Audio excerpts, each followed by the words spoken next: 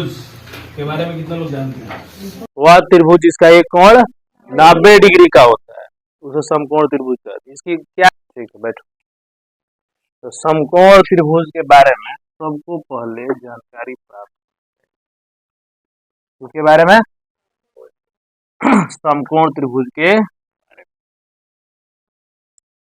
समकोण त्रिभुज क्या होता है?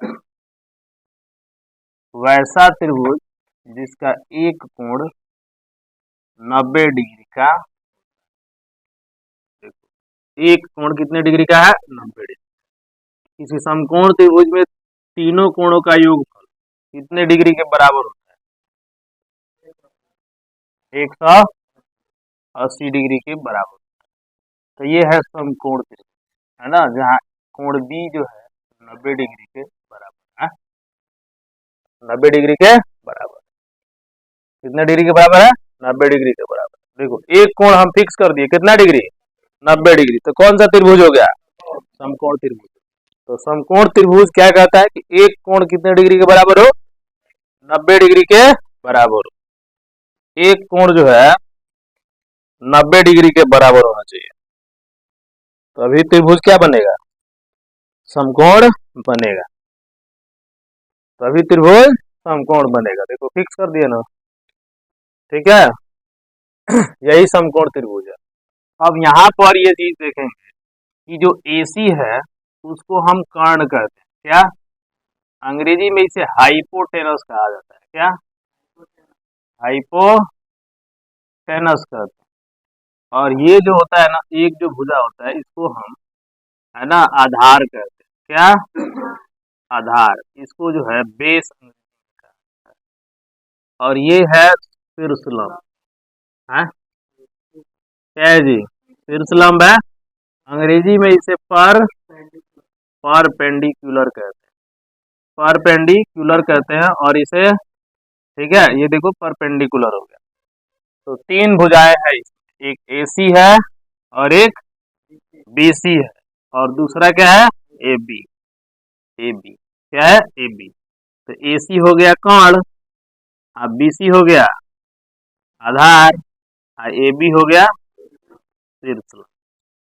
AB क्या हो गया? शीर्षलंब हो गया। ठीक है, चाहे इसको हम शीर्षलंब मान लें, चाहे इसको आधार मान लें, बात देखिए। ठीक है, लेकिन हाँ, जब त्रिकोणमिति करेंगे तो फिक्स हो जाएगा। त्रिकोणमिति में पढ़ेंगे कि लंब आधार कौन होगा, उसको हम फिक्स करेंगे। तो AC कर्ण, BC आधार और AB शीर्षलंब। और इसमें दूसरी सबसे बड़ी बात कि जो कर्ण होता है ना, कर्ण जो होता है वो क्या होता है? अन्य दो छोटी भुजाओं से बड़ा होता है, यानी कर्ण सबसे बड़ा होता है। AC जो है BC से भी क्या होगा? बड़ा होगा। AC BC से भी बड़ा होगा।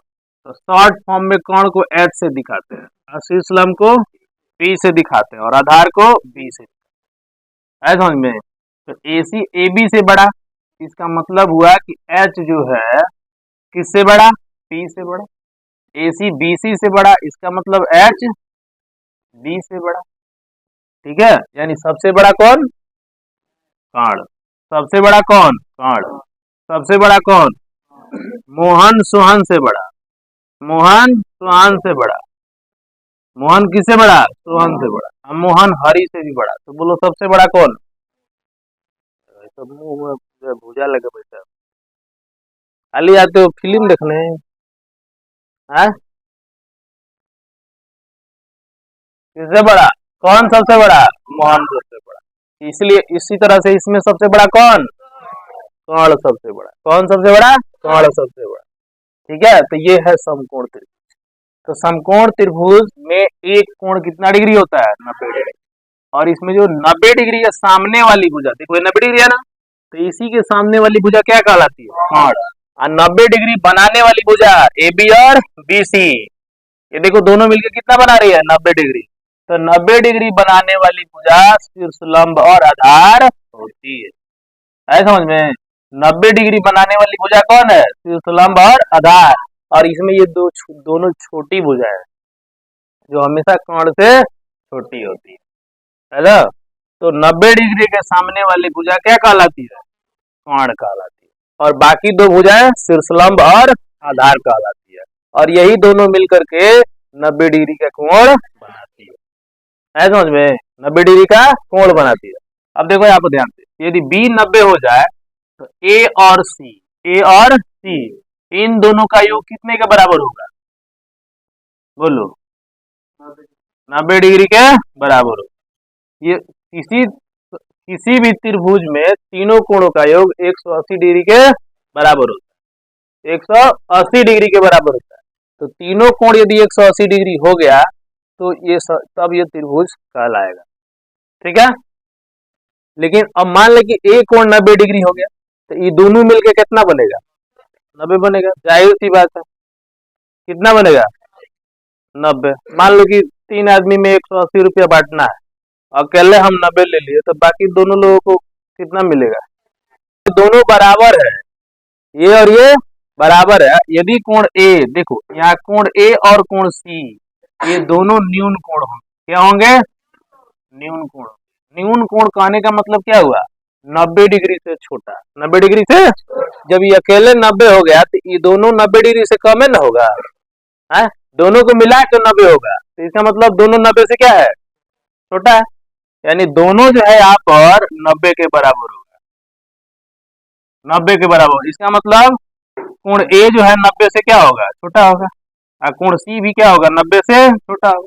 इसलिए ए और सी क्या बनेगा, न्यून कोण, ए और सी न्यून कोण बनेगा।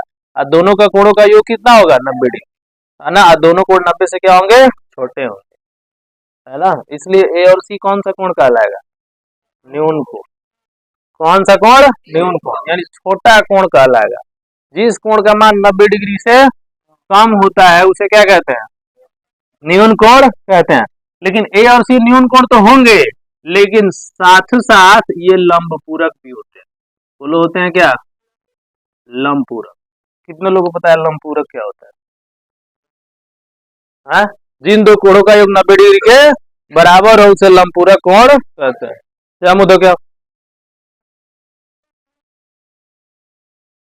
जिन दो कोणों का योग 90 डिग्री के बराबर होता है उसे क्या कहते हैं, लंब पूरक कोण कहते हैं। एक दूसरे के दोनों, देखो ए और सी दोनों मिलकर 90 हो गया ना, तो ए और सी क्या हो गया, लंब पूरक, क्या हो गया, लंब पूरक। तो ये समकोण त्रिभुज है। अब देखो इसमें जो है आगे हम लोग पढ़ेंगे,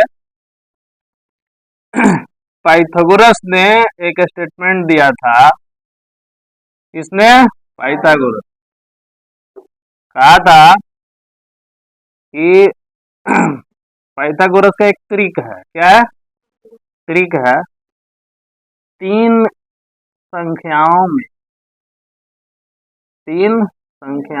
कोई भी, है ना, कोई भी तीन संख्याओं में, कोई भी तीन संख्याओं में बड़ी संख्या, क्या, बड़ी संख्या का वर्ग, बड़ी संख्या का वर्ग अन्य दो छोटी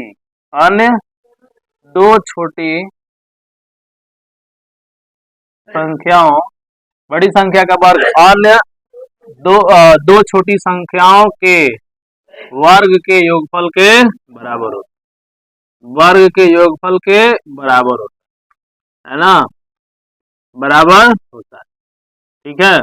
कोई भी तीन संख्या ले लीजिए, उसमें बड़ी संख्या का वर्ग जो है अन्य दो छोटी संख्याओं के वर्ग के योगफल के बराबर होता है ना, तो उसमें पाइथागोरीय ट्रिक लागू है, समझ में।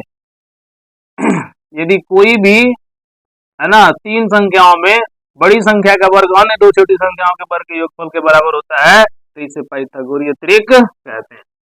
इसे क्या कहते हैं, पाइथागोरीय ट्रिक कहते हैं, पाइथागोरीय ट्रिक कहते हैं, समझ में। जैसे देखिए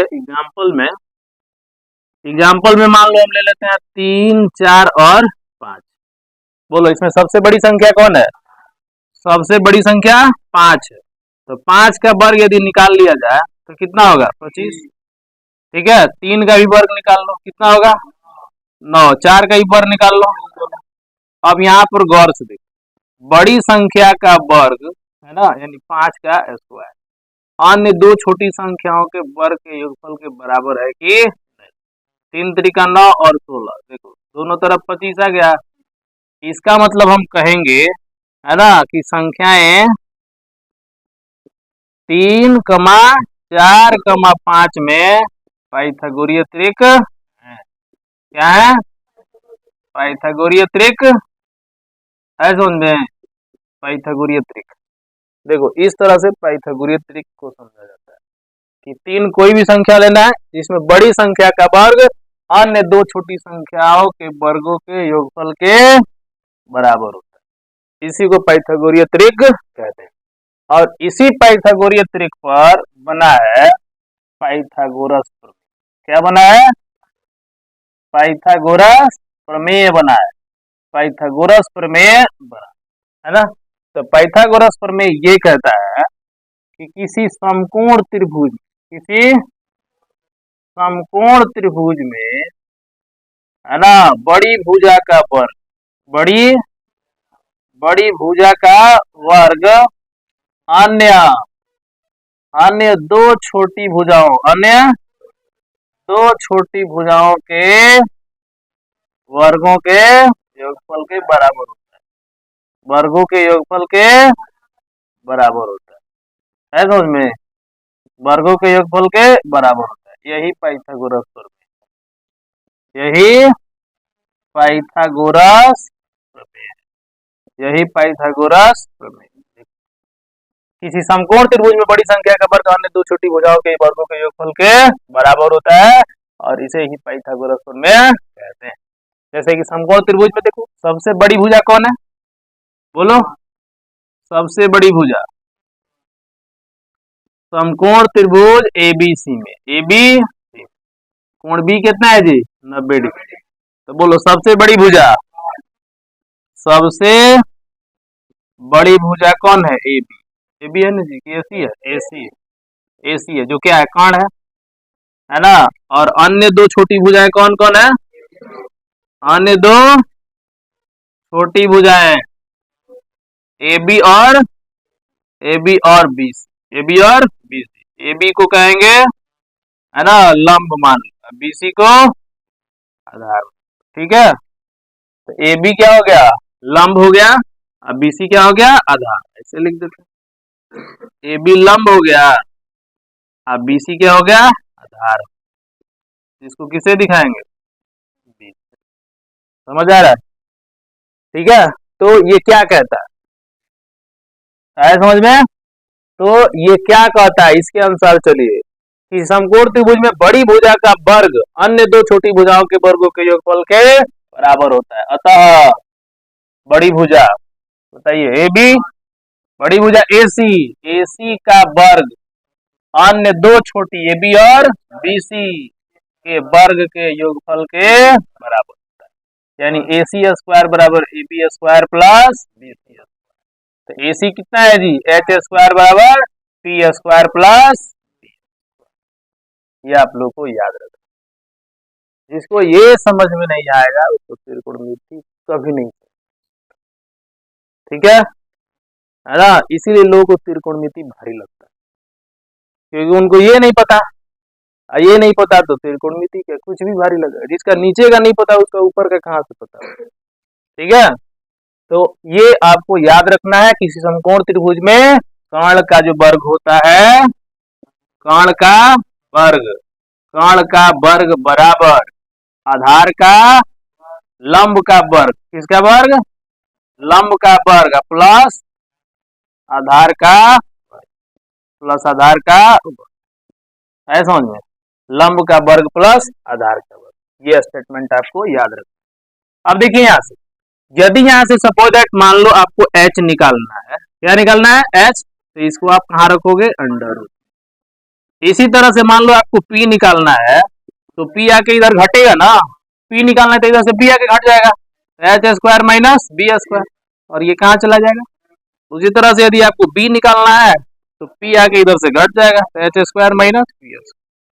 ठीक है, और सबकी अपनी अपनी एक यूनिट होती है, सेंटीमीटर, मीटर। ठीक है, कोई ना कोई यूनिट होती है, इसलिए लिखते हैं क्या? इकाई। क्या लिखते हैं? इकाई। समझ आया? इसलिए क्या लिखते हैं? इकाई। ठीक है, तो हम लोग क्या पढ़े? पाइथागोरस प्रमेय पढ़े। क्या पढ़े? पाइथागोरस।